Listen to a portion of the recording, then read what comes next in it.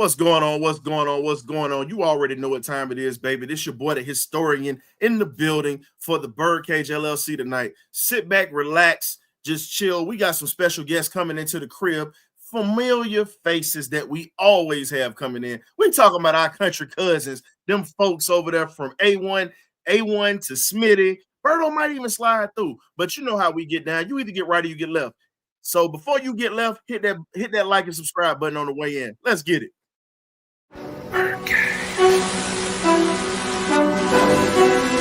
Okay, y'all, this is it.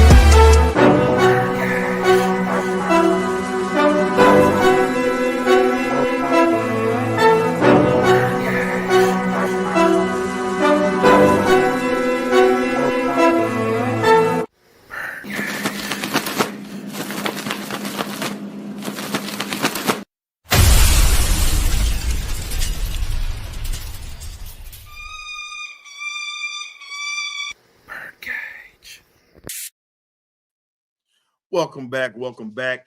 Look, we ain't gonna hesitate. We gonna go ahead and start sliding folks in the building. We got my man K-Dub, my right-hand partner, and then we have Coach Cam in the building, and then we have Graybeard as well as our country cousins that are coming from the other side of the tracks or whatnot. We got our boy Antoine Smitty Smith in the building, and we got our boy A1 in the building. What's happening, fellas? What's up, fellas? Hey, happy belated birthday to A1. Yes, sir. Hey, man. All right, happy birthday, man. Happy belated. Foremost, I appreciate y'all. I had to switch my hat, realized I still had my Hawks hat on. All right, yeah, man, I'm good now, but appreciate y'all. Hey, look, we represent. We all right with the A-Town on it. It's all good. Hey, man. Yeah, man, I just got off a Hawks live, man, with Debo vibes, man. So, yeah, man, just had to talk about those Hawks who was on a 5-game winning streak now, but I know we're talking good. Hawks the hottest thing in A right now. Looking good. Hottest thing in A right now. K-Dub, you in the shadow, bro. We can't even see you, dog. We just see the earphones. Shadow man. Look like Shadow man tonight. K-Dub hiding from the haters. That's what he doing. He hiding from the haters. Oh yeah, that pin. Yeah, cause we about to get him gas about that pin. Hey, so this is how we gonna do this tonight because it's 6 of us in the building tonight. We got topics that we gonna pass along. So I'm gonna distribute topics to each person or whatnot so we can break it down because we got to get through the show today. So you know how we get down up in here, man. So shout out to all the viewers for coming through on the X platform, YouTube, Facebook, whatever platform, Rumble, whatever platforms that you guys are streaming from. We thank y'all for joining us tonight. We didn't want to forget about y'all. Thank y'all for giving us some time. So let's go ahead and get to these Dirty Bird topics off the rip. And while we're getting to the Dirty Bird topics off the rip, shout out to Mr. Arthur Blank by shutting down Bevo from coming into this stadium this weekend. Thank you, Arthur Blank. I love the fact that you pissed off these Texas fans. We appreciate that, brother. Boy, they were hot about that. To hell with Texas this week. Bijan Robinson is an enemy on Saturday. On Sunday, we'll love him again. But on Saturday, he can go to hell too. So let's get enemy. We're an enemy right now. Yeah, enemy territory, man. Hey, Kirk Cousins returns to Minneapolis, where he definitely was having an MVP caliber season before he tore his Achilles. Now, let's go ahead and talk about this. I'm going to open this up. I'm going to let A1 start this one off today. When you look back at Kirk Cousins coming into Atlanta and the expectations that he's had, and we expected this man to actually have us in a division lead, which we still are right now, but we expect to win games that we're supposed to win, but he's dropped the ball quite a few times this season when you look at some of the games we've been in. How do you think this return to Minneapolis is going to affect Kirk Cousins mentally, even though we know his shoulder's a little banged up right now? Well, I mean, okay, dating back, we already know the Vikings let Cousins go. The GM didn't offer a contract. Coming off that Achilles, hey, they're 10-2, getting ready for the postseason regardless. We needed a quarterback, right, who was better than Desmond Ridder. We're sitting at 6-6 right now. You know, now there's been ups and downs with the team. It is not all on Kurt. But recently, it has been on Kurt, just like you indicated, man. But regardless, bro, we need 1 o'clock Kirko Chainz to return. And we need him. We need the legend of the 1 o'clock, you know what I'm saying, Kurt to return right now because, man, we're in a dismal state right now. You know what I'm saying? It is all hands on deck. We've lost our cushion. And right now it's a grind for the rest of the season. I believe, you know what I'm saying, coming back to Minnesota, as far as the emotional standpoint, we're either going to get that Kirko Chainz that we wanted, or we're going to see a guy crumble in front of his former team. Regardless, somebody on Sunday is going to have a "I told you so" moment. Hopefully, it's the Atlanta Falcons and not the those guys up there who were saying skull. Mm-hmm. So when you look at it, when you speak on those guys coming back, and we've heard Viking fans, Mike Florio in this offseason, there have been so many things that have been said about him coming to Atlanta. Even Washington fans even chimed in and said, Kirk Cousins is who he is. He will have you in love with how he plays, but then there are going to be many times during the season you're going to be frustrated and you're going to be ready to toss him to the side like a bad bag of dope. I'm just being honest with you on that. So at this point, you just got to look. At this point, you just got to just say, hey, we spent $180 million on a guy, 100 of it guaranteed up front. Right. And we got to ride this out because, again, that's an investment that's just pretty much an investment that they made that we got to eat. We're not out of the playoff contention just yet. We're not out of at least winning this division right now. We're still in the tighter race than we should be. But at this point, if Atlanta doesn't get it done now with Kirk, then you got to start really looking at other options. And I mean, when I say other options, fix your offensive line before you throw the rookie up in there. But that's another topic that I'm gonna pass on to my guys. Yeah, that's another topic. But yeah, you're right, bro. It's just at the end of the day, man, Kirk has to be the professional here and has to lead this team, man, moving forward. Or, you know, so we have a chance to still have everything right in front of us, not to steal a line from Raheem Morris, but we do have everything still right in front of us. We start winning games, starting being able to put it together. We're right back in the driver's seat, you know what I'm saying, in a comfortable driver's seat, I believe. But we got to do it now, bro, because we're 1-5 against teams with a winning record. So not good. Definitely not good. And one of the things that's going to happen, and I'm going to slide this one over to K-Dub, we got valuable pieces returning this week, possibly coming from practice. You got Ruka Roro coming back and possibly Mike Hughes to this defense or whatnot that literally had a good performance last Sunday. We just couldn't get the job done because of the offense was stuck in park. How do you feel that this how do you feel this defense is going to have an added boost when you bring these two guys back if they play on Sunday? Well, like I say, you know, we need all hands on deck to make this thing work. Like I say, you know, we drafted these guys. We got these guys sitting on the sideline looking at participation trophies or something. I don't know what's going on. Guys need to get everyone involved. I'm putting his coaching staff on notice. Like I say, I think that Jimmy Lake got the notice. I believe his wife told him, hey, look, lose that job if you want to, son. Oh, because I'll be going. Man, you bring the wife in there. So, I mean, that's what I feel like happening because how all of a sudden you can call a defense overnight. So the key thing is continue to have consistency of what he's doing and what he's putting out there. Also with Raheem, I don't want to see brand new designer J's. I want to see wins. So, I mean, I got the whole coaching staff on notice. Kirk Cousins, you on notice, man. You come out there and play a stinker by halftime. I need to see number 9 coming in, man. This is a disgrace because he's like aging in front of us, right in front of our eyes.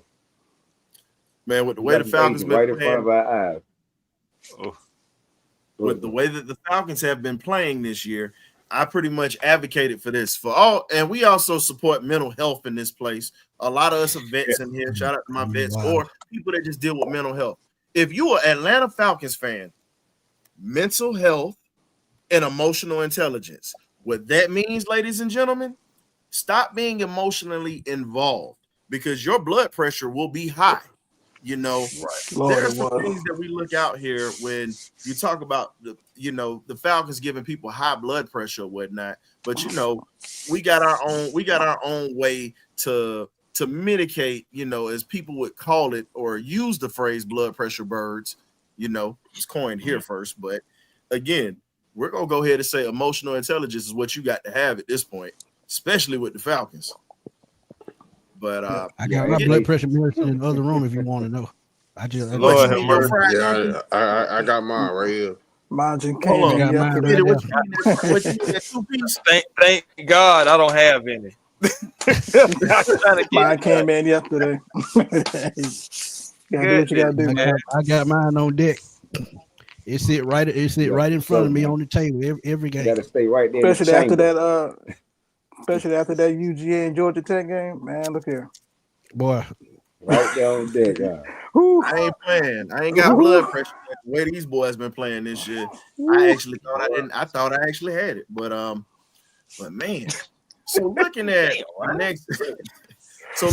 next thing, when you talk about those valuable pieces returning, you got to give Jimmy Lake his credit for last week. It hasn't been consistent. We've had a couple of good games this year. I'm gonna pass this one off to Smitty. Jimmy Lake must continue this defensive prowess or whatnot to keep our playoff hopes alive as well as this division title. What do you think, as we said, those two players that are coming back and you have a team that's already starting to kind of figure it out when he coaches like his job is on the line? What do you think Atlanta could possibly do looking at the rest of the season at this point? If we go into the second half of the season and the rest of the season, rather, with the way the defense got pressure last week, the way they, were aggressive, creative, I think they can pose a problem. You look at 187 yards by far. That was the best game of the season by the defense, hands down. And where has that been all season? We don't know. But one thing I do know, I bet Jerry Gray had a hand in it, just like I said a couple of weeks ago in that New Orleans game. I bet Jerry Gray got in his backside. Man, he put his foot in it. I'm telling you, because you talk about how they use Ken Ellis, how Arnold Ebiketie turned that corner. Even Kentavious Street got in on the action. So when you're creative and you learn what your player strengths are, and that's probably what they talked about during the bye week. How will we use these players that does not get a lot of playing time? How can we implement them in this defense to make them effective? So that's what they did. They went back to the drawing board. They said, hey, let's be creative. Let's use a little bit more stun, because actually that's what Grady is good at. When you talk about stunts, shooting gaps, that's what Grady is good at.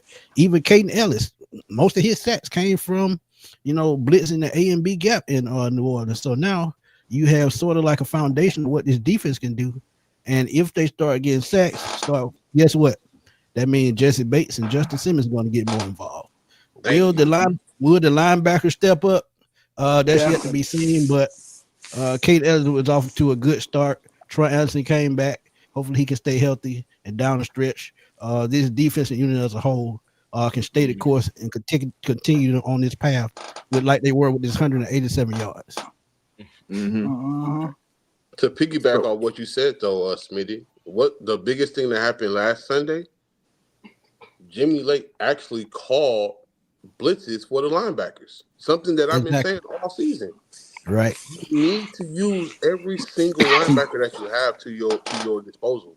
And we did that on Sunday, and it helped because guess what? Their offensive line couldn't pick up all 6 or 7 guys that we sent.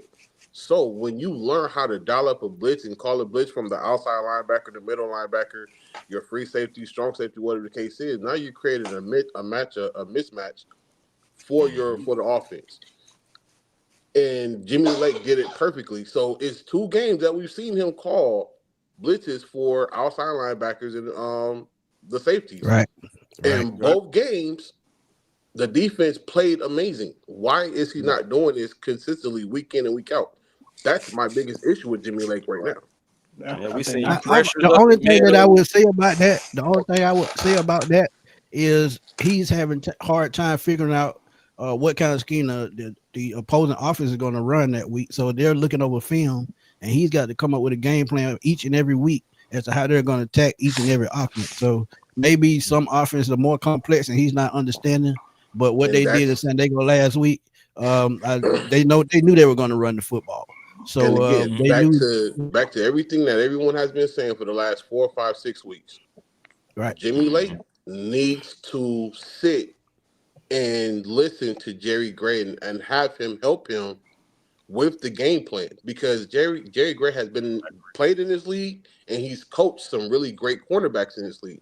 Why is he not utilizing that 30 years knowledge that's literally next door to him? Yep. Just look at it like this. You got the answers to the test right in front of you, and you're not trying. It's kind of like you know that you got a hard test. You know that this test is going to be tough. You have no experience. You have no knowledge. Let's be honest. A college coach coaching in the NFL, a man that was fired as a head coach after 6 games. Exactly. So let's call a spade a spade. Let's not forget about that now. Look at Jerry Gray. First round pick as a corner for the Rams, was a Pro Bowler, and also balled out for the Houston Oilers with Jerry Glanville in his career. So when you look at this man has coached Pac-Man Jones, Darrelle Revis. He coached what's my man's name? He used to play for us. Coached strong safety, the Lawyer Malloy. He's coached a lot of great players. Jair Alexander recently. And don't forget about Bullock. Wait a minute, don't forget about Atlanta's own Eric Stokes, Georgia Bulldog. Right. So again, when you look at all the pedigree of players and you look at his resume, this is a man that you need to lean on. This is a man that you need to learn from. And I said this long time ago, you don't bring in an offensive coordinator and a defensive coordinator with no experience. You just don't do that. If you're going to bring them in, you bring them in with veterans. You let the veteran, pretty much this is how it's going to be. The veterans are going to have a title of being the OC or the DC. You're going to let those young guys pretty much run it. And if something is wrong, that's when the vet steps in and says, no, we're going to run it this way, blah, blah, blah, blah, blah.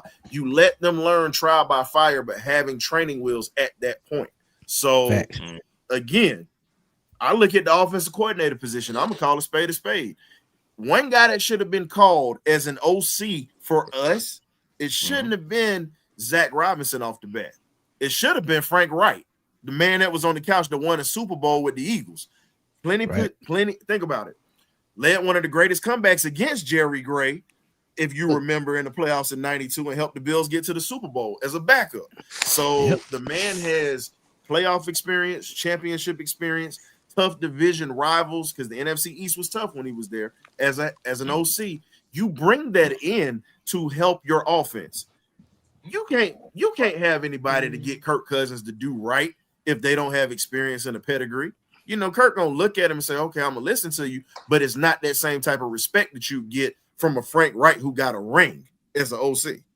Right. Different kind of respect. Facts. I can feel that. I definitely can feel that. You can say the same thing about Brian Flores too, though, Ryan. You know, it's on the defensive end because he was still out there. Could have brought in Robert Saleh as a consultant until the season was over. We could have brought in Steve Wilkes as an assistant who was Steve hanging around Wilkes. He was already here. Yeah. Don't be surprised if Steve Wilkes get a job at Carolina. There'd be a whole lot of things. No.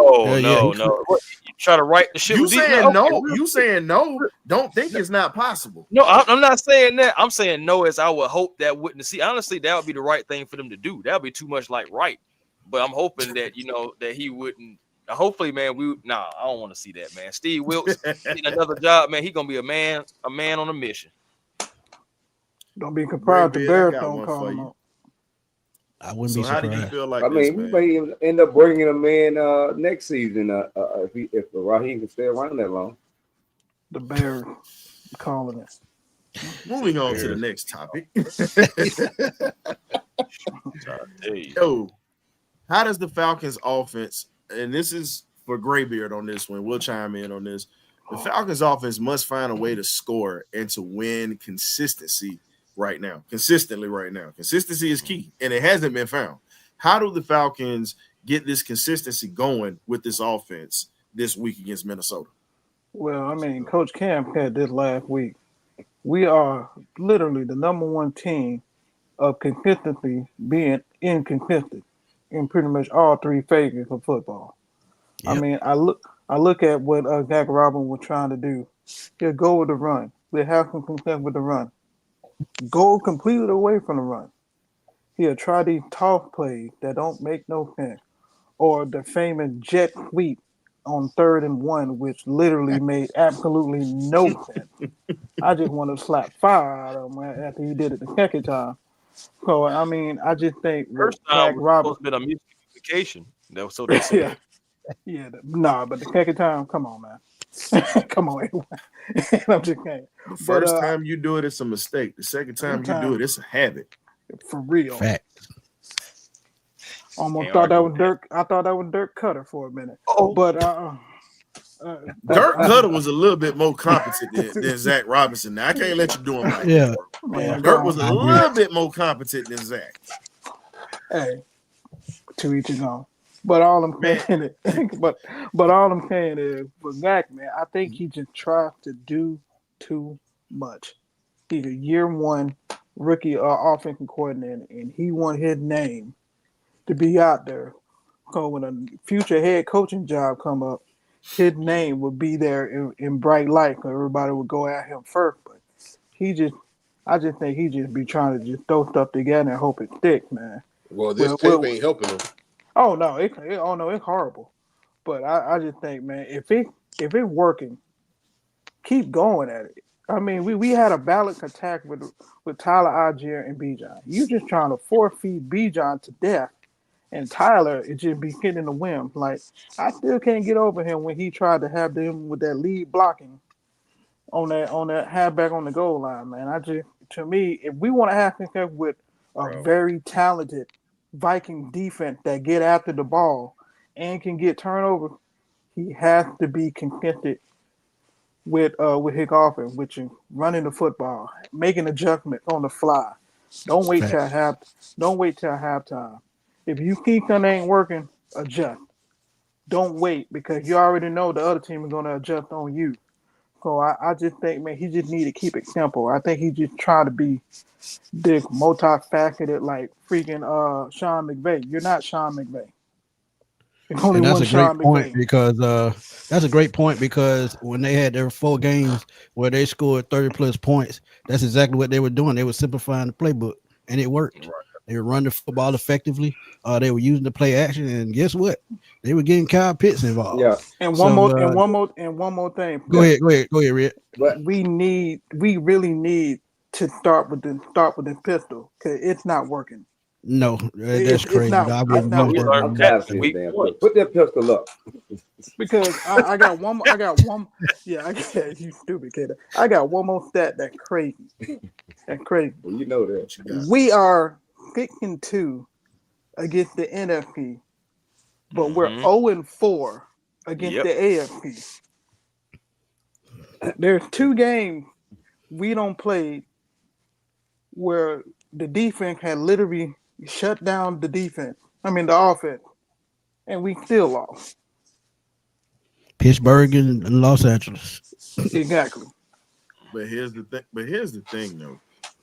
The problem is Zach Robinson wanting to turn Bijan Robinson into Christian McCaffrey. You can't do that now. You can't do that. And at this point, you got to call a spade a spade. It's like, look, you are obviously not utilizing one of the best backs in the league that's sitting on the side. Yeah. A man that broke William Andrews' rookie record. Just saying, and he was a 4th string running back and came in and was sharing carries, would have obliterated that record if he started. And when you look at it, how do you not run this guy? We understand what Bijan does, but here's my thing. If you see that your big back is averaging 3 to 4 yards to carry, he's shortening up the distance to move the chains. When are you going to use common sense? Common sense ain't so common with this dude. It's like the left side of his brain is just not there. Or as my man Smitty would say, the elevator don't go all the way up to the top. It's just what it is. Ain't been there yet. I mean, it's just, this is bad. We always got the penthouse. I'm just saying, bro. I'm gonna tell you just how how can I say as incompetent as this is. This offense is just as incompetent as Diddy trying to have Craig Mack be a Grammy Award winner. That's how messed up this thing is. You know what I'm saying? That's how messed up it is at this point. You told Craig Mack, we gonna go to the top. Guess what? Craig Mack was out on the streets and became a minister. God rest his soul. But but it is what it is. The man was out of the rap game because the man messed up his mind. We never got two things that match. Never. We got no burger, peanut butter, no jelly. Think about it. You got a pass rush, no coverage. And no burger. It's weird, bro. Like this team, this team is consistently inconsistent. One game the offense shows up and puts on the show. Then the defense just gives it up, gives up the draws. Then the defense plays out their mind. We can't get the offense out of neutral. Like, when is this team? What's this? Week 13? 13. 14. When is this team going to put it all together? A full, consistent 4 quarters of football where we dominate on both sides of the ball, not one way to another. We haven't done it yet. Competent people in the front. When you have competent people in the front office, no disrespect to Terry, because Rich McKay's been a problem for the longest or whatnot. They had, let's just be real. You had Jim Harbaugh, you had Bill Belichick. A lot of people didn't want Belichick because he was going to leave, but let's put it this way. Belichick would have established a culture here. You might not like it, you might not agree with it, you might can't stand it. And y'all might say the game is passing them by, but I guarantee you this, our defense wouldn't be giving up the draws on those runs. Our secondary would be a hell of a lot better. Very different. I'm just saying the culture would be different. It would be totally different with him or Jim Harbaugh is another one that would have literally changed the culture. But at this point, guess what?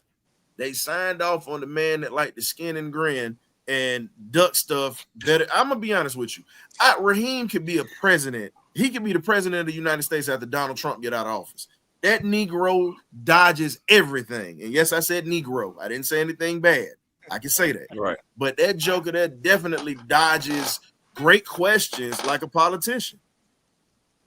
I wouldn't trust him with my left shoe, but at the same time, he definitely could do a press conference perfectly as the president of the United States because he damn sure do it with the Falcons. But is it just me, or is he starting to get that same look Arthur Smith had last year when he was confused and he really didn't know what was going on? Yep. I've seen it in the Denver game. I definitely seen it in the Denver game.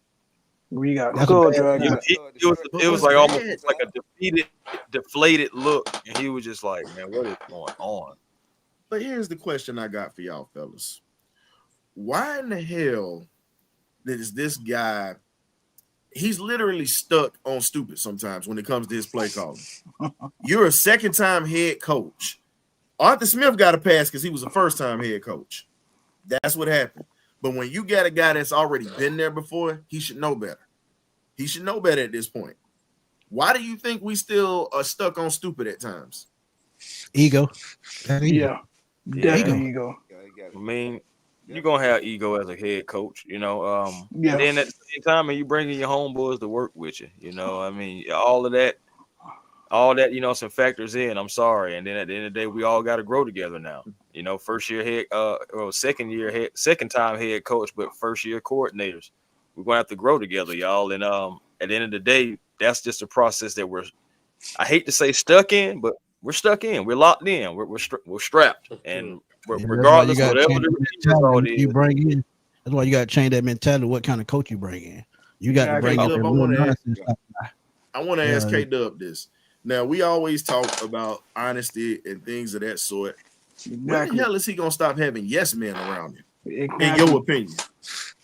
Never. Hey man, I mean, like I said, I'm down for making wholesale changes. So, like I said, I sung his praises when he came in, but I'm also a realist. You know, I don't want you to get fired, so you need to make the changes accordingly, because this buddy system, it ain't working. It's not working. We need to get guys in here that are motivators and get these guys to play the way that we're supposed to be playing, like these Hawks are playing right now. We got to get these guys to play team football, all 11 on each side playing together as one, and going for the greater good of the city of Atlanta. I'm actually glad you said that, K-Dub. I'm actually glad you said that, because as I look back last 10 years, he's coached both sides of the football. So why is there not balance? Why are there not balance on this team? When you have coached both sides of the football, 9 times out of 10, you can put your blueprint on the entire team. So it's somewhere that he's misfiring. If he's misfiring, then the team is going to misfire. So he's got to put his blueprint on this team, and if he doesn't, hey, he might lose it.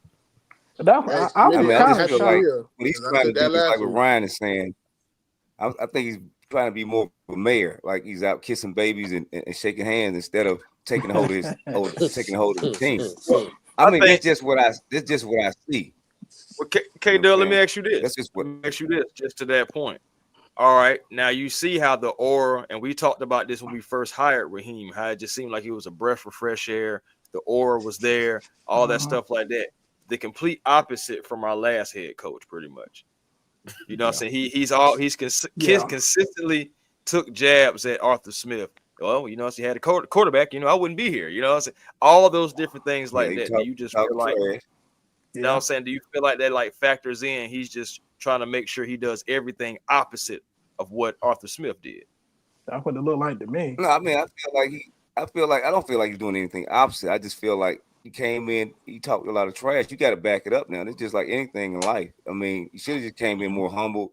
Thank you for the opportunity. I'm ready to get to work. More of that type of persona instead of, I'm coming in. I got the ring over here. Y'all ain't nothing but a quarterback away. I wouldn't even be here. I'm like, okay, I like the swag, but it gotta back it up. What really killed me. Really killed me. I'm not sure all the Falcon fans. Yeah. But here's my thing. What he said, what did he say? Oh, Kirk got us here. Got us to 500. What else going to take us?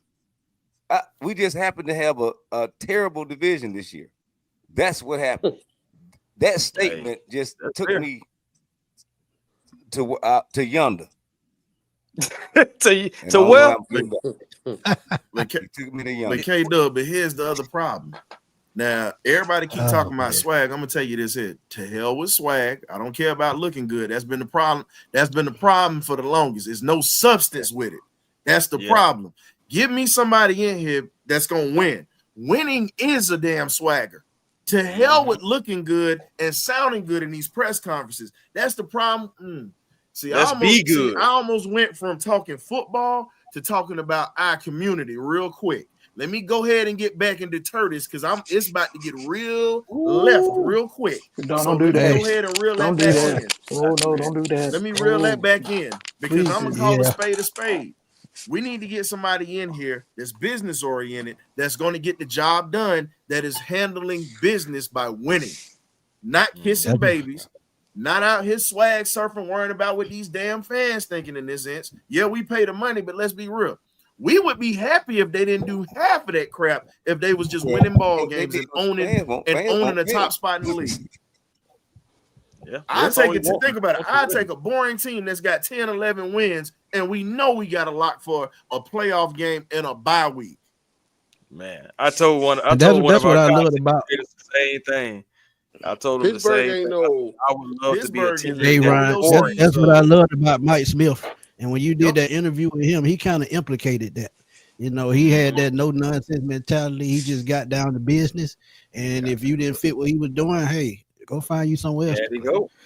Look at That's why I Mike always Tomlin. say. Look at how Mike Tomlin handles business. He's not he's a player. He's a player's coach. Don't get me wrong. But when it's time to handle business and hunker down, don't get in that man's face. Don't get nowhere in his area because he's gonna do his job. Coach, this is what I love about Pittsburgh, though. Pittsburgh has a blueprint that has been implemented for the last 50 years. Yeah. Every coach that came in, they've gone by that same blueprint, the same, whatever way they do things. Even, I've interviewed LeVar Kirkland, so I've heard this 1,000 times. And whatever they do in the draft, they don't care what round you in. They don't care if you're undrafted. If you fit the system and you fit what they do, they're going to bring you in and you're going to play. And that's what the Falcons need. They need a solid, firm foundation for this team to build on. Yeah, that's something put in place that's going to last from generation to generation, man. That's just that simple. Yeah, but that starts with having a competent scout. We don't have competent scout. But here's the thing, I was getting ready to throw this out here because I have an older cousin in my family. He played for those Steelers back in the 70s. He's got 4 rings, was a tight end. His name's Larry Brown. Y'all can look him up. I can tell you right now, Larry Brown said the biggest key to their success was a gentleman by the name of Bill Nunn. You go back and look at him. He and Lloyd Wells were 2 of the best black scouts in the league. Guess what? They understood talent. They didn't care where it came from. They understood how to scout talent. And again, when you have people that know football and can actually understand scouting talent, opposed to just picking guys because you like them or you fall in love with them on the interview. Hey, I'll take a dude that's difficult as hell that can't do an interview that can play on Sundays. I'll take that all day. All day. Yeah. The problem is we got too many church boys on this team. I'm telling you, need to do with the screws in every team. Yeah, you need a coach like Ryan. It's been that way for years, though, brother. Hey, can we get a couple of crooks on our team? Can we get a couple of dudes that don't mind throwing some hands every once in a while? Can we get some of them, please? Hey man, I'm just saying. It's funny you got Mike. Go ahead, Chris. I was about to say you just was saying about Mike Tomlin. You know what I'm saying? Mm-hmm. He's out there still handling that personality that by the name of George Pickens. People are saying that he's NBA young boy and with a football helmet on. Hey, at the end of the day, he's still able to handle that personality. You know what I'm saying? So that's like, at the end of the day, it's no nonsense. And the goal is still to win games at the bottom line, end of the day. Before we move to I'm glad you brought that name up. And see, this is where scouting has messed up. Mm-hmm. We look at, what's been going on with the last 3 to 4 years drafting these offensive players. We have right now defensive players. We had a chance to go get a defensive squad that can turn this whole team around. Because I know with our players, you can plug and play those guys, and they can put up numbers. Because let's remember, no knock to Harry Douglas, even he had 1,000-yard season. So you look at what we lost with. He couldn't put Harry Douglas around either, though. But I'm just saying, positions like that, man, you can go out and find a guy to get 1,000 yards. Look at Mike Shanahan in Denver. He had Mike Anderson and what's the other kid name used to play? Quentin Griffin from Oklahoma back in the day. Both of those guys ran for 1,000 yards. And they were day 3 picks and undrafted picks. And Mike Anderson was in the Air Force. Come on now, Smitty, you got to remember this, bro. George Pickens, and I'm gonna tell you just like this, bro. George Pickens. This is how you know he was a menace, because they tell stories about him, and I know a few people who know him personally. He's from that Montgomery area in Alabama. He was a bully coming up. He was a thug. It's just what it was. Nick Saban. No, this is how you know. This is how you know. Lights on, nobody home. If Nick Saban goes to your school one time and says, "You know what? I'm good," he didn't even stay 30 minutes. He got up and walked out and left him there. Left him. The talent was there, but Nick didn't want to deal with that personality. An incompetent staff would do things like that. That's what I'm telling you. Exactly. Drake London should not have been picked where he was picked. You still had Garrett Wilson, Chris Olave on the board, and then George Pickens in the second round. Why not go get your defensive lineman and Jordan Davis, and then move back up and go get a George Pickens? Hey, I ain't finna bust your balls like that, but I got to, because you talking about my fellow vet. Mike Anderson was not in the Air Force, my boy. That's a Marine. He was a Marine. That's a Marine. You got to be careful when you say that because it's some. It's some Marines in the chat. Look, it's some Marines in the chat that's done fired off already. They like, hold the hell on now. Yeah. Man, you gotta represent the right branch now. You gotta represent the right branch. Up my branches like that, get jumped, Smitty. God dang. Hey, man. GK Kemper 5. They don't want no smoke.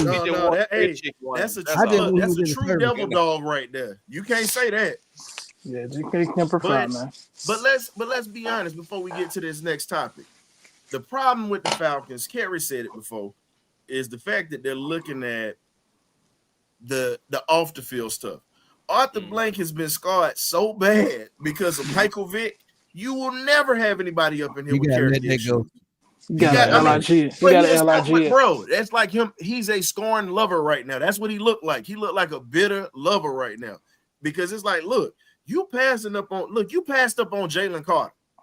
I'm gonna let the cat out the bag, and I don't give a damn how your fans feel and how mine feel. This is what it is.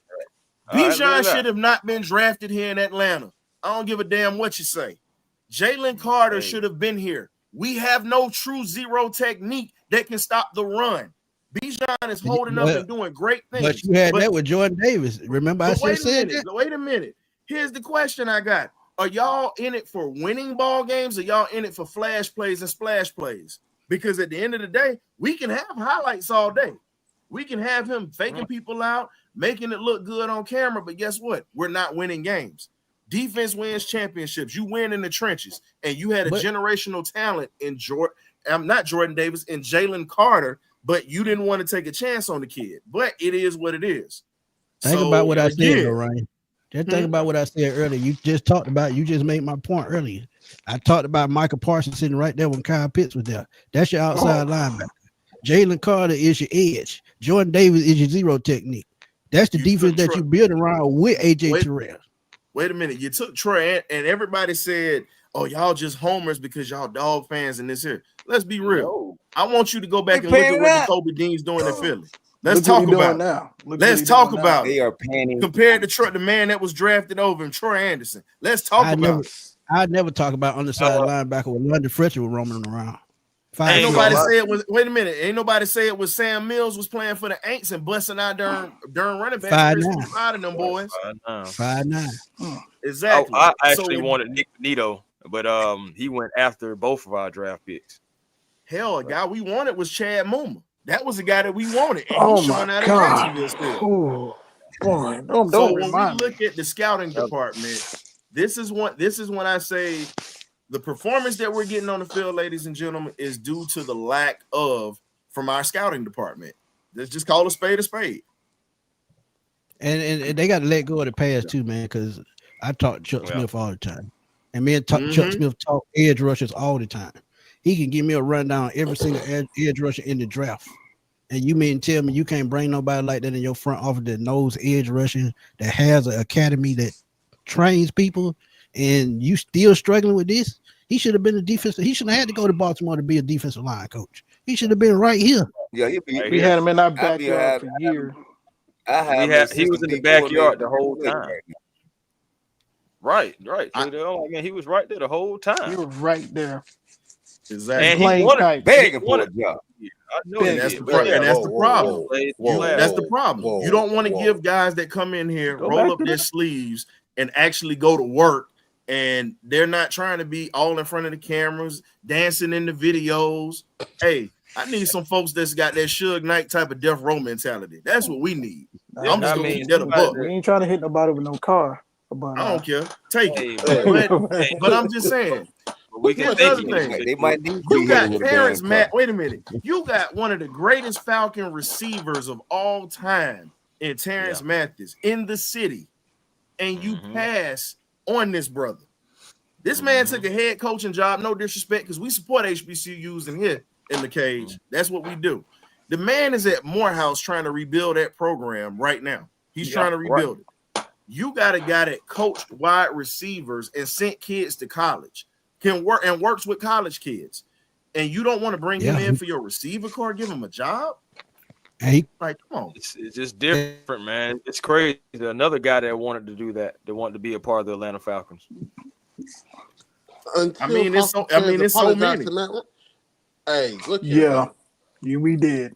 We I'm damn be sure quiet did. on that. I'm gonna let that one go. We gotta apologize to man, right? What's up, Boom? We might need to Boom, apologize. Boom Boom, done took too many booms to the head. If you our talking boy like DA. that, That's Boom our done boy had a DA. couple concussions. So He here's done Come on, been man. You dropped got on his head. Let it go, man. you Let got it cut go. Boom a break. Yeah, let it go, Nah, man. not at all. No, Stall him out. no. Stall him out, Debo. No. Stall We're him out. not doing that. Come on, man. We're not apologizing to Matt Ryan. The man Breathe. served a purpose. Breathe. He was bad for 4 years, and he had to get up out of here. Plain and simple. Ain't nobody apologizing for that. You lost your mind. Come on, man. Breathe. Yeah. Breathe. For all the time. Man. Breathe. Come back, on, coach. Come on back, coach. Oh, come on. that was staff going right there. Cat said, coach said, no, man, he struck a nerve. Goddamn it. That that's was gas staff. actually coming out right That was there. staff going right there. I know what that is. Yeah, Tyler, Two I card, pretty boy. mean now. Hey, So you here's had the to. topic You that had everybody to. wants. Falcons are begging for Penix to come in, but we Okay, got to get somebody that's going to protect his blind side. Facts. Come on. How do we go? How do we go with this one, Cam? How do we fix it? By bringing in people who actually know how to block. We can't have turnstiles out there like Caleb McGarry and I like Newsel better than I liked Storm Noy can play that right side. yeah, Thank Norton you. should be in there. I really don't like I like Newsel way better than I like the current center we have. He should have been going a long time ago. But with him being a left-handed quarterback, his back is to the blitz every single time. And the way Caleb McGarry blocks, that man is going to end up on a stretcher. And I don't want to speak ill or speak an injury on Michael Penix Jr. before he even sees the field. But when you have a Lamborghini that's sitting in the wind, waiting for a nice summer day to be driven, you're not going to drive it in the rain and spin out. Unfortunately, with this offensive line, Kirk Cousins has taken more hits over this season than any other quarterback. He's been sacked in the top 5 this whole season. You want to put Michael Penix, who has a history of injuries to his shoulder, both ACLs, and you want to put him out there in the middle of a heated playoff race for the division and the playoffs. But who is going to block for him? Because if we can't block for Kirk Cousins, who can't run, do you really want to put the jeopardy of your franchise out there right now with no one to protect him? And then we got to turn around and go back to Kirk Cousins, who's already emotional because he was upset that we drafted Michael Penix to begin with? Absolutely not. You don't want to. That's just like last season when we went from Ritter to Mariota, Heineke, whatever his name is, and then back to Ritter, and then Mariota. You don't want to do that. You have to have consistency. If Mariota don't count. Make the playoffs, you don't want to switch him out right now. And I'm not even talking about money. I'm purely talking about him being able to scan the field and have more than enough time to actually get the ball to our receivers. Mm-hmm. A lot of it is not on Kirk Cousins. Let's just be honest. Our receivers cannot get open at the top of their routes. You have Kyle Pitts who quits on the job. Yeah, he did. He did. When you have top 5 talent or top 10 talent that you bring in and draft, and they're not doing the job, you cannot put all of it on the quarterback. You can't put all of it on the offensive line. Facts. Because again, the average time for a quarterback to throw the ball in the NFL is about 2.8 seconds. Yep. Kirk Cousins is getting about 2.5 to about 2.6, so he's not too far off from the league average. So the offensive line is doing their job. When are the receivers, the tight end, and the running back going to do their job and get open? And it also has to do a lot with Zach Robinson calling these vanilla cupcake plays. Thank you. Pistol formation. Thank Yeah, you. yeah. Gee, The pistol has to go. it The has pistol to. has to go. If you want to do a two back system, cool. But at the same time, you have to know exactly what you're doing. Zach Robinson is not a competent head coach. He has no situational awareness. I keep bringing that up. That's true. Whenever there's certain situations, the 3-1, why are we running jet sweeps?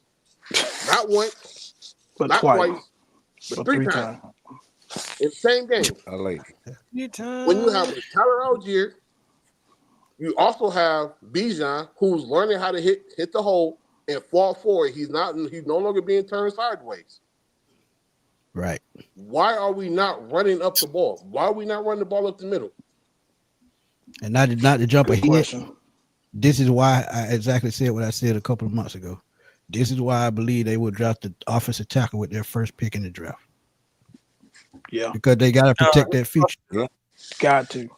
And it's crazy because They got I the really don't coming out, believe too. that the Falcons wanted to do this soon.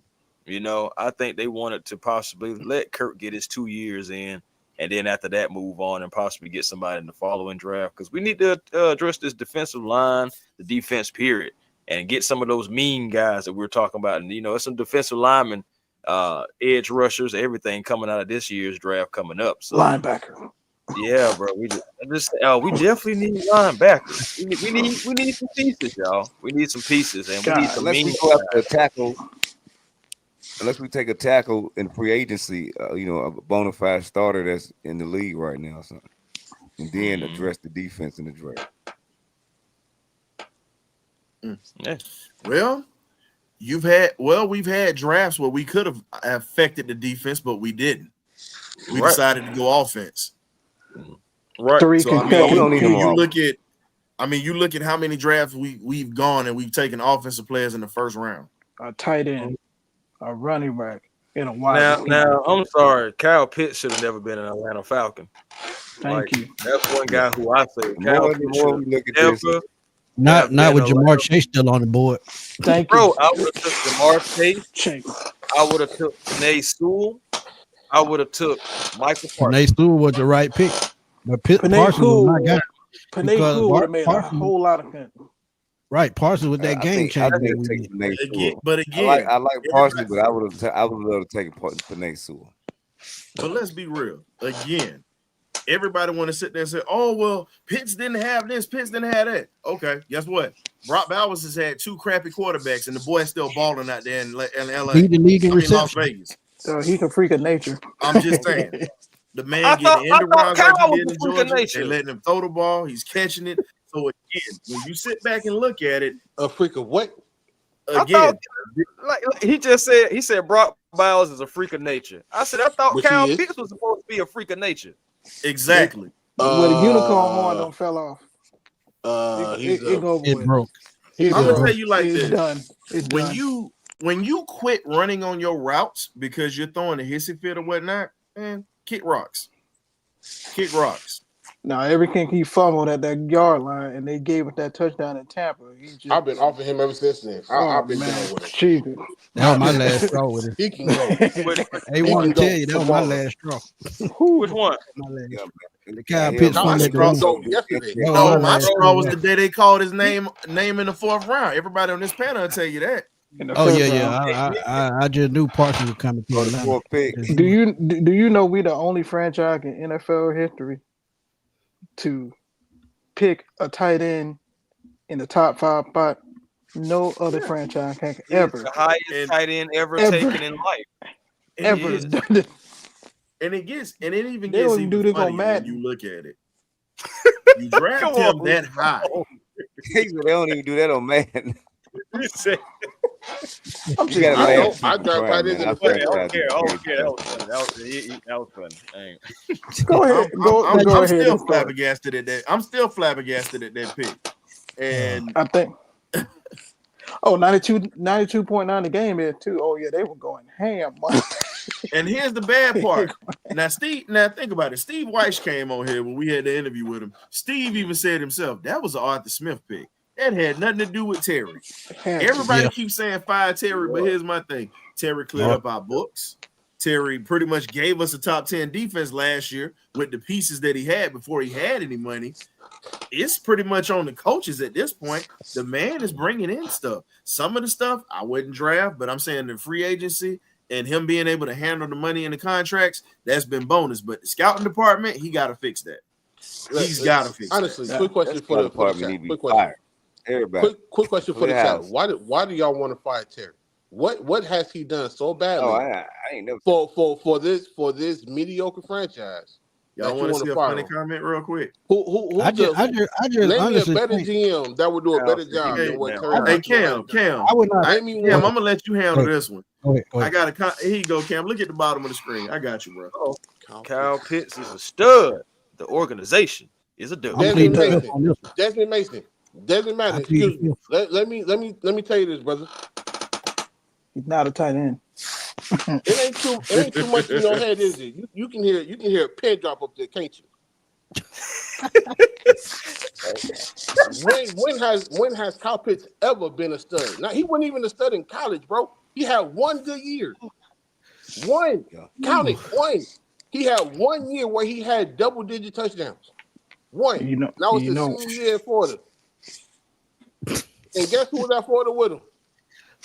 Kadarius Toney. Van Jefferson, who was here. Van Jefferson. He had a Freddie Swain. Wide, sir. So you to sit there and for you to sit there and say that Kyle Pitts is a great tight end, he was trash. Kerry, it's not a wild take. I'm sorry. Look it up. Hold up. Kerry, it's not a wild take. When you got Kadarius Toney as your best player on the field. One. He's not a good tight end. Even in college, he wasn't good. They fell in love with the measurable, man. That's all. Hey, hold up. Hey, Kerry, I got shout out to Kerry. She do her thing and whatnot on the Falcons podcast. Ritter was a bum. Grade A. Hot garbage. That card coming out. Hey, hold up. I gotta put him on chill. Yo, Kerry, that's not a wild take because he had great receivers around him in that system. And they pretty much, most of his routes or whatnot were seam routes that we should be running him on at this point. That's what he ate off of. But when you have a Kadarius Toney and a Van Jefferson that can stress a defense, it makes it a hell of a lot easier.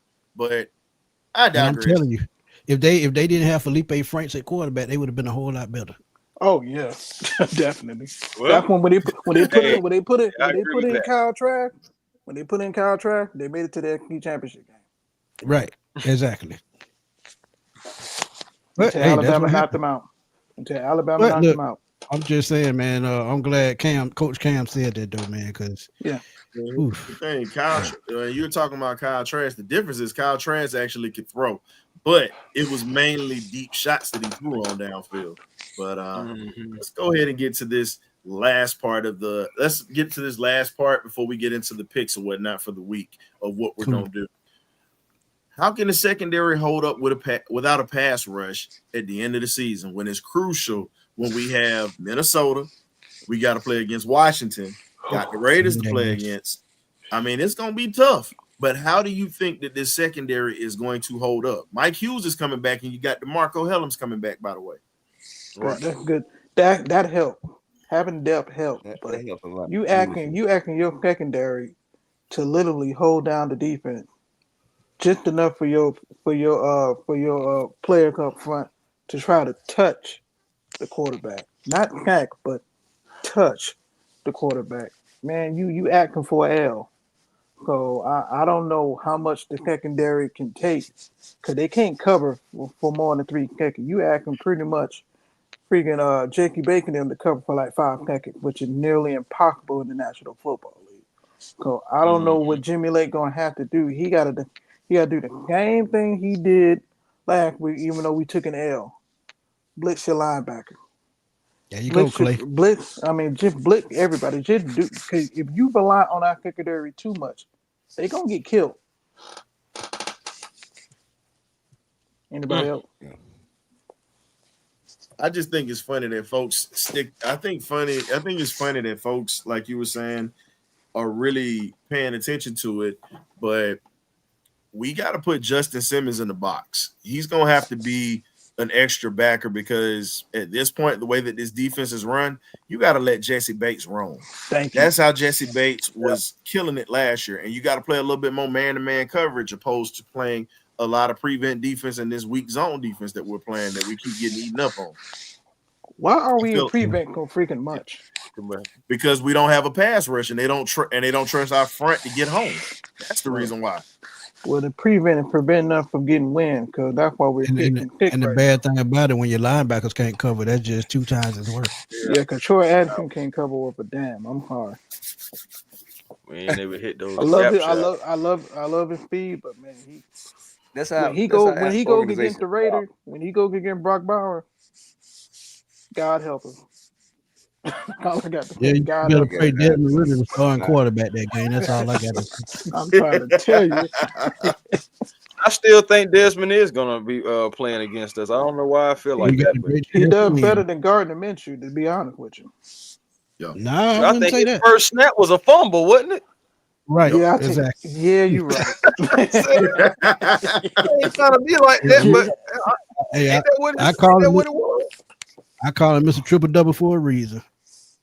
You don't want that. You know, our man Kool-Aid called Arnold Ebiketie Mr. Aerobics. That's all he do is run. Oh, hey man, at least he got a career high. Shout out to Kool-Aid, man. ATL Kool-Aid drinkers, man. Y'all check out my boy's channel. Hey, he got 2 Kool-Aid.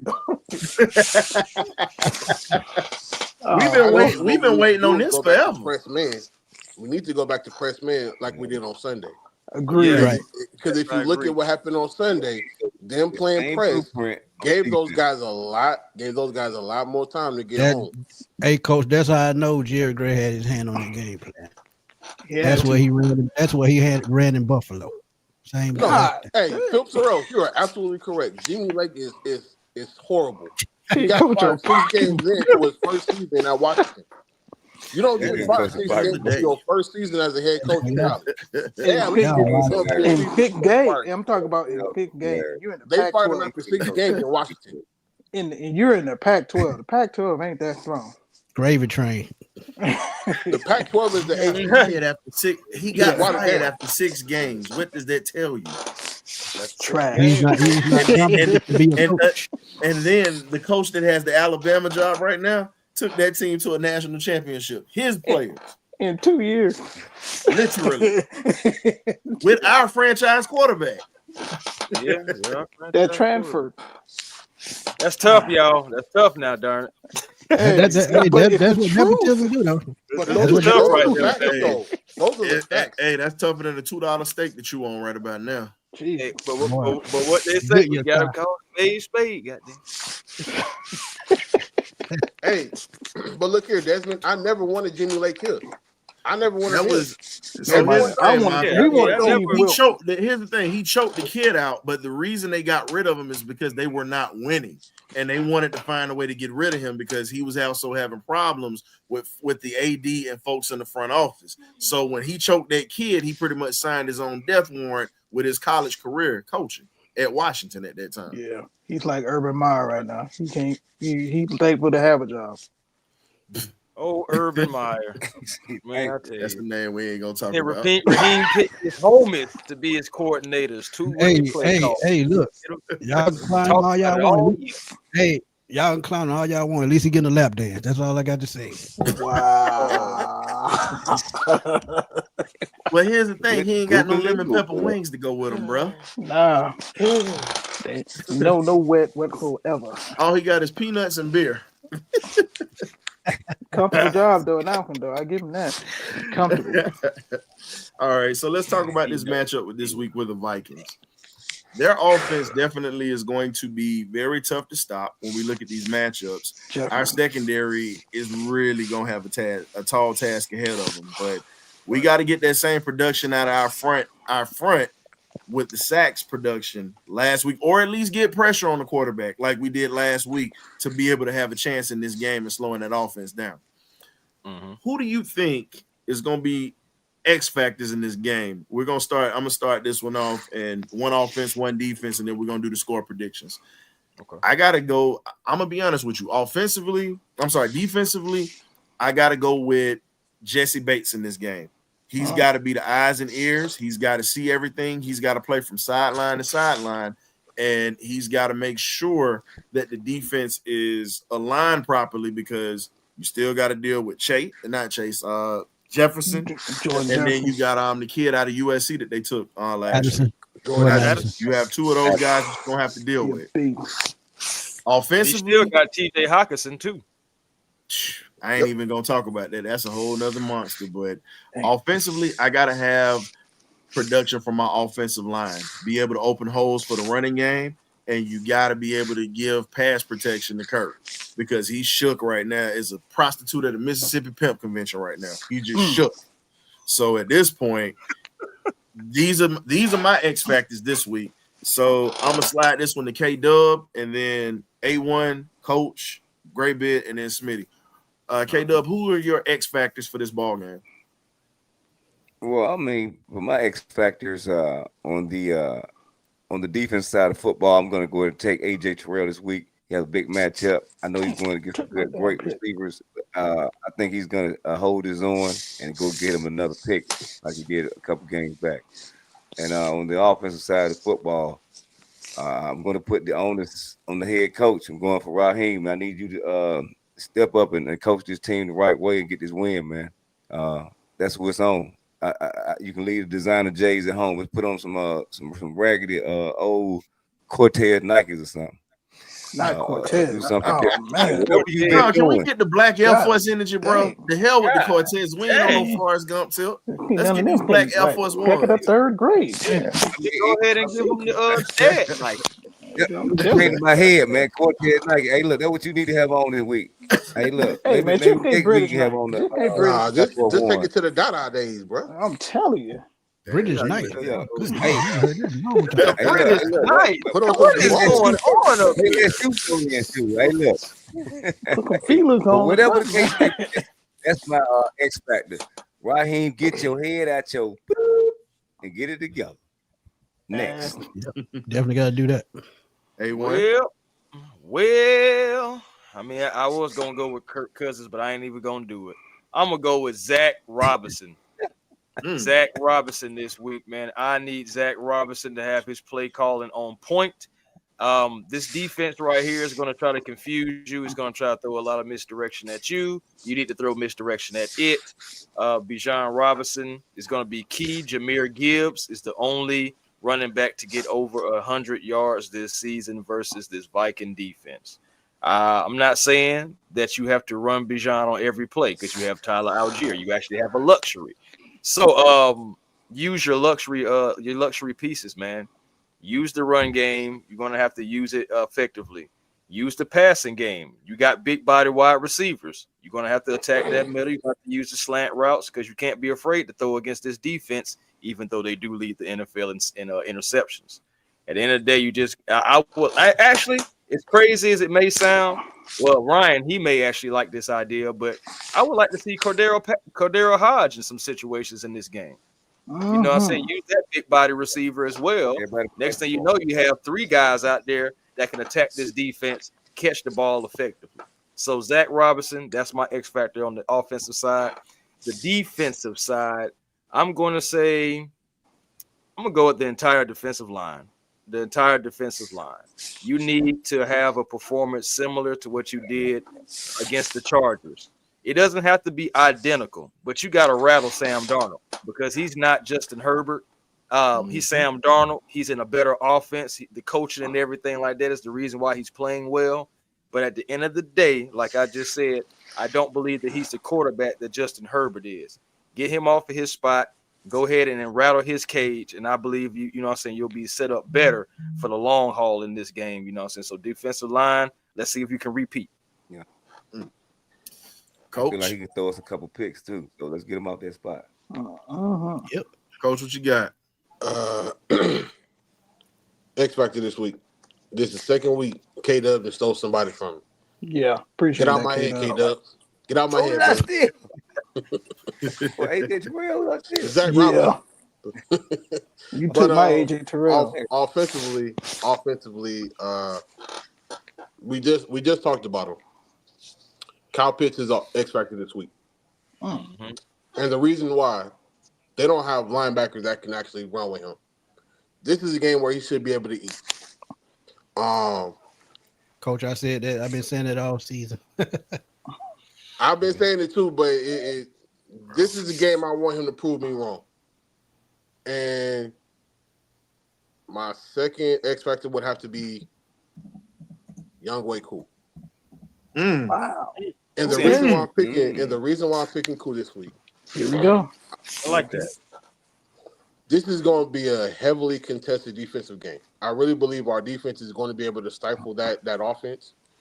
We're going to need Koo to make his kicks. And after last week, I was already low on him. But missing kicks like that, we can't have that. We can't have that this week. We need every single point that we have. And he cannot miss any kicks this week. Hey, Coach, his hip messed up, and plus he trying to do the stanky leg on Saturday night, so it ain't gonna work.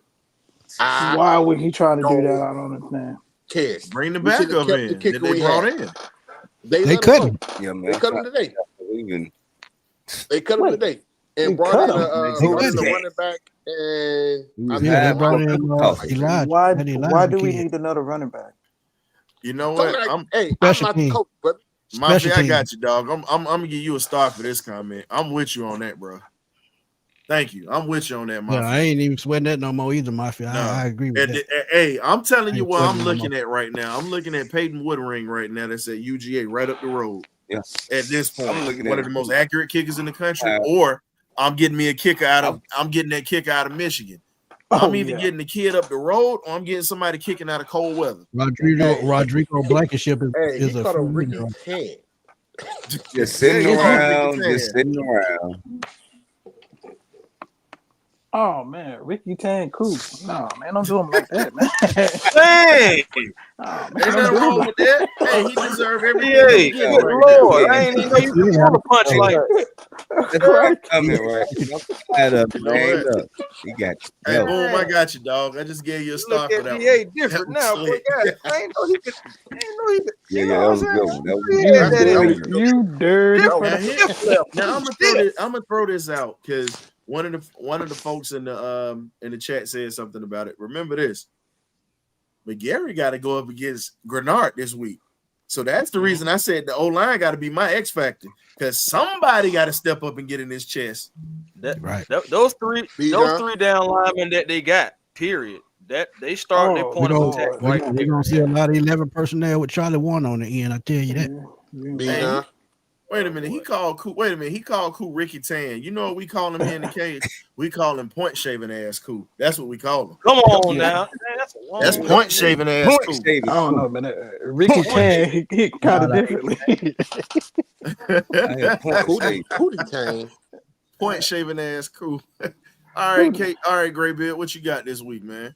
Appreciate you, K-Dub, for taking my defensive X factor. But now you know how I feel. Stop this, man. Great minds think alike. But offensively, man, I'm gonna go with the man. I'm gonna go with the man right now. I'm gonna go with Kirk Cousins. Kirk Cousins had not had a good game in 3 games, and now you get to go back home to your play in Minneapolis. You had to see how you respond, man. So I think Kirk Cousins, man, hey, he need to play like he did in that playoff game against the Aints. That wasn't Kirk. That was Case Keenum. Case Keenum. That was Kirk. No, that was Case Keenum. Case Keenum. I'm telling you, they got Kirk the very next. They got Kirk the next year. That was Case Keenum that they had. And he also played the Aints again in the playoff. Oh, you talking about what that? No, that wasn't the Minnesota Miracle. No, that was Case Keenum. Yeah, no, I'm talking about in New Orleans. Oh, when he threw the 500 yards. Okay. Yeah, he had 500. Yeah. That's what he did. I need that guy. That guy before old buddy got traded to the Bills. Oh yeah, I need that guy. But on defense, man, Achilles gonna help him. But we'll get to it later. Man, my thing is control the clock, man. Please control the Chris clock. taking shots. Yeah, for real. But I think on defense, man, I'm gonna go with the linebackers, man.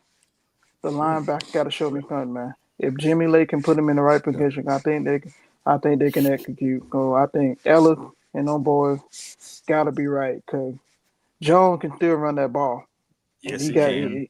He can still run that rock, and we need to contain him as much as possible. Dual threat. No Come out of lies. that field too.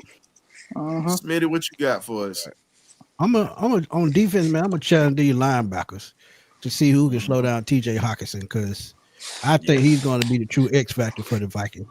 This is a guy that can come out and get 150 yards in any game if he wanted to, and I think he's going to be Sam Darnold's safety blanket this game because I think AJ he can do well against Jefferson and Alford and Phillips can do well against Addison.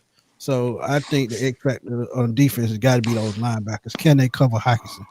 Offense got to go with Graybeard. Kirk Cousins, this your game. This your game. Hey, this your game to break out, man. This your game. They're giving up 243 yards a game. That's 29th in the NFL. So if you have time to throw the ball, attack that defense, go vertical as best you can, and try to no double pumping. No dancing. No double pumping. No dancing. No double pumping. No double pumping. Pause. But hold the ball. But look, I'm just saying, you just gotta attack this defense, man. They're good at against the run. They're first, which means that front seven is going to get after you. But if you get time and you find a hole in that defense, you better take a shot at it. Because I'm telling you. But here's the thing: Flores wasn't there last year, so it's a whole different defensive scheme that Kirk's got to figure out. But yeah, Kerry, you got it right. It's either you get right or you get left. You definitely had it right. But got to get right. Hey man, Kirk got to get right and he's gonna get left. That's what we say. Get left in Minnesota where he was. I'm telling you, it's cold out. It's cold out there. He can't go back there. Danny Dimes back there now. Don't wish that on us, brother. Don't wish that on us. I don't want to see. Hey, Mr. That tweet with Drake. I don't want to see that.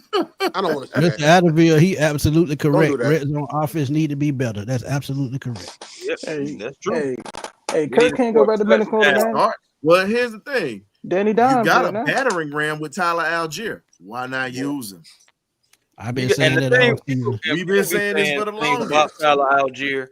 They say things about Tyler Algier like, he's not good enough here and not good enough there. My thing is, Tyler needs touches. Like my thing is, what is 8 touches going to do for any running back for real? That man needs touches. You remember when we had that game against the Carolina Panthers? Those boys had touches, like 18, 15 going at it. So hey, but they forget this here. Algier, I don't know if anybody pays attention to it. Algier looks for contact. Yeah. If y'all don't pay attention to that. Former linebacker, of course. Yeah, I was about to say he was a former linebacker, as well as leading the nation 2 years in a row with yardage when he was a running back at BYU. So he's played both sides of the ball. Exactly. So when you talk about him, he's one of those running backs where it's just straight leg, no ankle. So when you get hit by that, that's a business decision. Yeah, running backs are like quarterbacks. They have to get into a rhythm. You're not going to get a rhythm. That's that Samoan, and we said we want players with no ankles, right? You're not going to get a rhythm in 6 to 8. Run you down and run you over. Let me put it like this: since Kirk Cousins don't have no rhythm right now, does that mean he bad in bed? I just want to know. Damn, this conversation went to a whole nother level. Now that man got like 5 kids. He got 5 kids. Apparently that stroke don't miss. Kirk Cousins can't catch the beat. Well, maybe they didn't put it right from the side. Maybe they didn't put it right from the side. I think the show just really went left. Yeah. Hey, it went left, but I'm about to get this thing right. Apparently he got 5 kids, so apparently that stroke ain't missing. We just need that deep shot to hit with that deep pass. Man, I feel like it's a need to say a bunch of pauses in there, but it's all good. We're gonna listen. Hey, hold up, man. I gotta have that's my quarterback. My Terrell Owens moment. Got you. All right. No problem. Shout out to T.O. T.O. 40-something years old. We still can use the old man. Hey, we still can use the old man right now. T.O. 50. Yeah, man.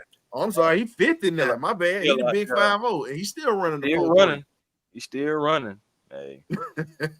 We just don't know if he can take them shots anymore. No, I don't want T.O. to take no shot from nobody. I need young cat. Laying the thunder. As my boy Big Low said, these young Thundercats are wearing them out. For real. Correction. Kirk Cousins only got 2 kids. Two kids. Two. You got 2 what? 2 kids. He only got 2 kids. Yeah, we were elaborating on the 5. He might have something elsewhere, but we ain't gonna talk about that. No, that's Philip Rivers. Let me start clowning. Hey, now Philip got a rock. That boy, Philip gonna have him. Nah, y'all must be talking about Antonio Cromartie. That's who y'all must be talking about. Philip Rivers got 11 kids. Antonio got Cromartie not only was fast like a jackrabbit, he produced kids like a damn jackrabbit. At this What he got like 14 kids? 11. I think he got 11, bro. Philip Rivers got like 11 kids. Him and Cromartie got about 14. Yeah. All right, let's get this thing back to football, man. We ain't finna talk about man. F them kids. That's what we at. F them kids. We talking Falcon football right now. You can't. Hell with got a whole tribe. Hey, so let's get with these score predictions, man. What you got? I'm gonna let Smitty start this one off first because Smitty been kind of been taking the brunt of everything, going last or in the middle of the pack. I'm gonna let you start this one off, bro. Oh, it's easy for me, man. I think this is the perfect game for Kirk Cousins to bust out again. I just think this game the offense turns it around, man. The hell? Oh, never mind. Go ahead. I think Sam Darnold is going to turn Sam Darnold this game. I saw it a couple of weeks ago when they lost. I think they're going to go at that game plan that they threw that game. So I'm going to take the Falcons in a very close game, 27-24. I see you, Boom. I got you. I'm sorry. I'm waving the white flag. I don't know if y'all can see. Hey, man.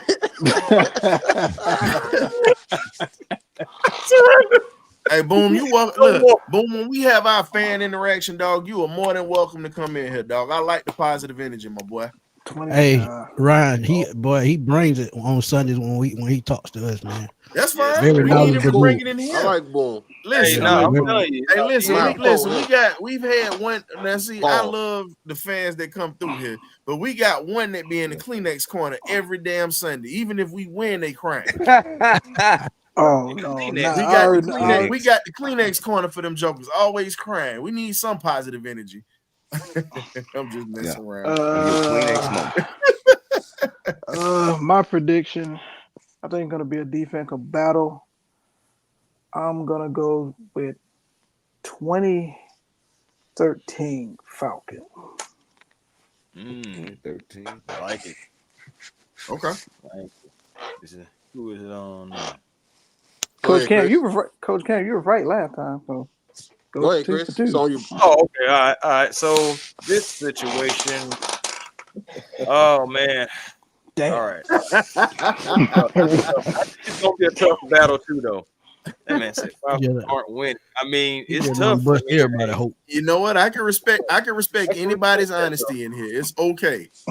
Yeah, I think the Falcons pull it out late, 24-20. I like that. 24-20. It's gonna be. I don't think it's gonna be by a large margin though, by at all. Yeah. We got to depend on who at the end. It's gonna be long. Hey, he better move that Achilles the best he can, Chris, because I'm telling you, it's gonna be cold up there too. I'm glad they indoors. I'm glad. I'm just kidding. I'm glad they indoors. It's gonna be cold up there. Ooh. Remember when they was building that stadium, how it was below zero when them jokers played in that playoff game up there in Minnesota that year? When they played in that in the University of Minnesota Stadium, yeah, below 5 degrees. Yeah, that was crazy. Boy, you know it was cold when you see a joker black as charcoal turn purple. I'm serious. Purple.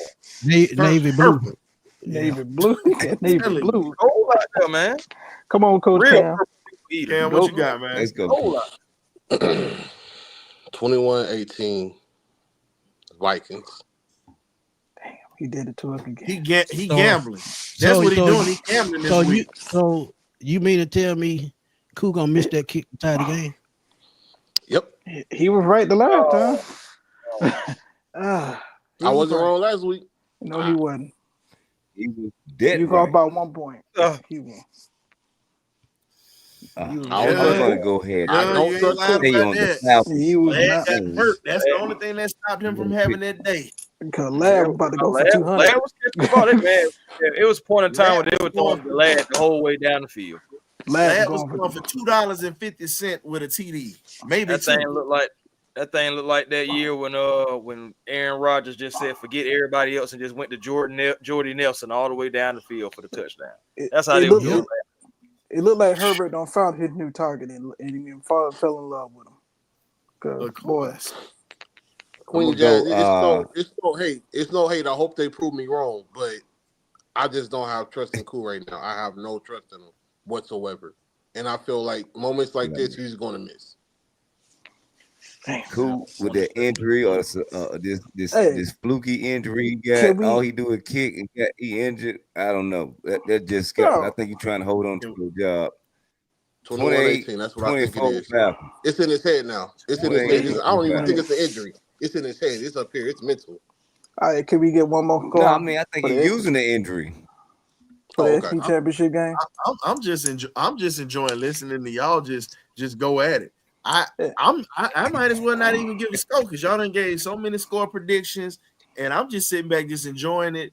Cam, I know you over there gambling that damn grocery money. That's why you picked the Vikings. You done found your damn bookie out there. I don't bet. I don't bet.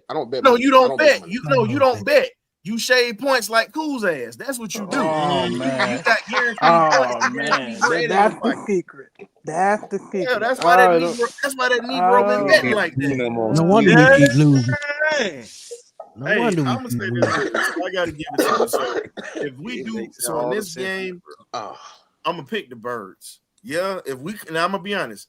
I got two scores. If we play anything like we did against Denver or anything like we did last week offensively, we would lose 30-17. That's if we come out playing like crap. Now, if we come out playing like we know that this offense can play and actually can find a rhythm and a cohesion, I got the Falcons winning 35-28.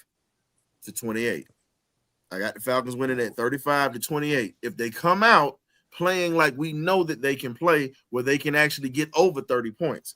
But the offense got to be in gear. But if they're not in gear, Vikings winning 30-17. You got us going over 30 points in that game. I'm glad you said it. We scored 30 before. Does that Penix, does that question get louder? Does that question get louder going into next week? Man, it was loud. It was loud after Kirk's first game. What you mean? Oh no, it was loud. Man, hold up. You sitting here talking about does it get louder?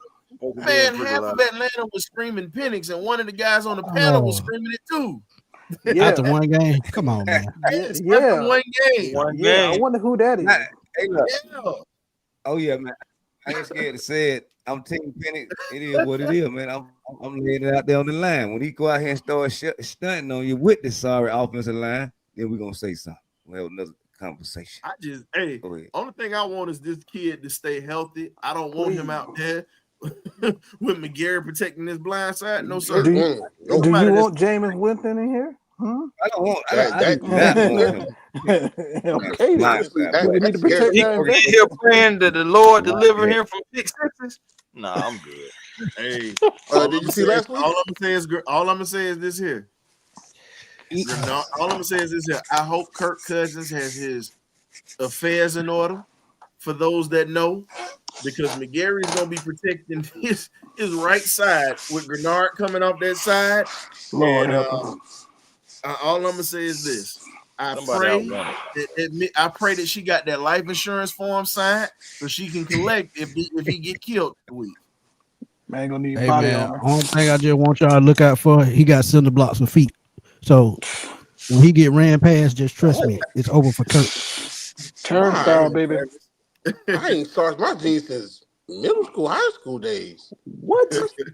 20 plus years ago. Hey, hold up. Darts, G. Hey, so fellas, tell the folks where they can find you at on our show, and then I'll tell them where they can find us at or whatnot, because these are our country cousins, is what we would say. Our birds of a feather flock together. So go ahead and tell the folks where they can find you at on our platform as well, Smith. Hey, man, they know where to find us, man. Find us on the 95 North Sports Machine every Wednesday night at 8 p.m. Y'all can catch us every Sunday post-game, where we have the chat come through, talk to us about the game, give us their thoughts, man. They be venting. So we still that thing about an hour and a half. We talk Falcon football, man, and we have fun. But for me personally, also, you can catch me every Tuesday night on the NFC South Roundtable with Ryan's boy, TJ. TJ can go to hell. And you can tell him I said that. Tell him I said it. See, I had to catch myself. Hey, that's the NFC South Roundtable, man. 7 p.m. NFC South Roundtable on YouTube is via Roundtable Sports, so y'all can check me out there as well. So I'm always giving out breaking news, giving my thoughts on topics. And shout out to Ryan, man. He gave me a great tweet the other day. I ran with it and got 10K on that video, man. So I appreciate that. Right, good look, man. Yes, sir. No problem, man. You know, we like I said, we country cousins, so we help each other out. So, A1, what you got? Hey, man. Well, you already heard Smitty, man. You can find us on Wednesday nights, you know what I'm saying? But also, you know, the Hawk season is going on, so you can catch me doing post games. It's either going to be like that same day or the next day. I'm, you know, trying to keep current on the Atlanta Hawks material, so definitely catch me there. Also, Falcon material as well. Atlanta Braves material as well. So it's just like, hey, A1 Forever Sports, man, that's the platform on YouTube. Please like, comment, and subscribe to help us get out there and continue to grow on A1 Forever Sports. We just crossed the 4,000 mark. So Congrats, bro. Appreciate that, man. Work really hard. Working really hard. Trying the best. But yes, man. Again, you know, if you ain't done it yet, please make sure you find your piece today, because positive energy always creates elevation. Catch me on Twitter, Instagram, A1 Forever, and the real A1 Forever on TikTok. Hey, for those that are tuning in to A1's podcast and Smitty's podcast, you can catch us at the Birdcage LLC on YouTube. Hey, we tell folks all the time, you either get right or you get left. We're going to get you right. We got interviews from former NFL players, former NBA players, track and field stars, former boxing world champs. Man, y'all check us out. Like I said, we got some things coming in the works in the future during the holidays coming up. Every Sunday, we have the pregame meal for the fans to come in, chop it up before the game. Your likes, dislikes, or whatnot. The postgame show is what we call the party line or the benediction. Had too many benedictions this year. We need another party line this Sunday. And on Thursday, as you see, 8 p.m. right here on YouTube. Right here, Birdcage LLC. We do a little something for the Falcons every week. And even in the offseason, we got some stuff going. So y'all check us out. Once again, you either get right or you get left up in here. This is a show for the people, made up by people's opinions. This is how we get done, and this is how we do it. Even though we have people that imitate and steal, it's okay. We're going to turn the other cheek, because we're going to turn this cheek, but just know them eyes are still on your ass. So we'll see you Sunday. And we got love for you. Support system up. Keep that support system up. And the Falcons gonna get this thing right, baby. Smitty, eat your plate of chicken and leave us alone. Hey, that's right, man. I got it right here, man. Chill out. Hey, that's what I'm talking about. Get that chicken. That's crazy. That's crazy. Hey, man, we love y'all, man. We'll catch y'all next week. Peace. Go dog. Go dog.